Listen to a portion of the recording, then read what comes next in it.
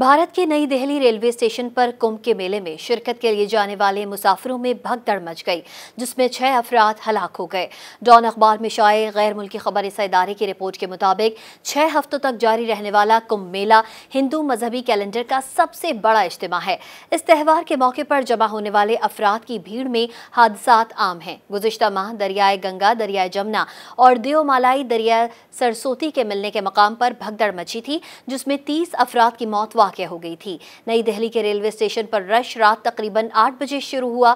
हुजूम को 26 फरवरी को खत्म होने वाले कुंभ मेले में शिरकत के लिए ट्रेनों में सवार होने के लिए जिद्दोजहद करना पड़ी। दिल्ली के लोक नायक अस्पताल के deputy medical superintendent doctor Ritu Saxena ने कहा है कि वो अस्पताल में 15 अमवात की तस्दीक कर सकती हैं, जिन्हें कोई गहरी अंदरूनी चोट लगी थी, क्योंकि उनके जिस्म पर चोट का कोई निशान नहीं था। ताहम इसकी तस्दीक पोस्टमार्टम के बाद ही होगी। भगदड़ में 11 लोग जख्मी भी हुए, जिनमें से ज्यादातर की हालत बेहतर है। नई दिल्ली के गवर्नर विनय कुमार सक्सेना ने कहा कि डिजास्टर मैनेजमेंट एहलकारों को तैनात करने के लिए कहा गया है और तमाम अस्पताल मुताल्लिका हंगामी सूरत हाल से निपटने के लिए तैयार हैं। रेलवे के वजीर अश्वनी वैष्णव ने कहा है कि यात्रियों के रश को कम करने के लिए नई दिल्ली से इजाफी खुसूसी ट्रेनें चलाई जा रही हैं। मज़ीद न्यूज़ अपडेट्स और डिजिटल स्टोरीज के लिए सब्सक्राइब करें डॉन न्यूज़ पाकिस्तान।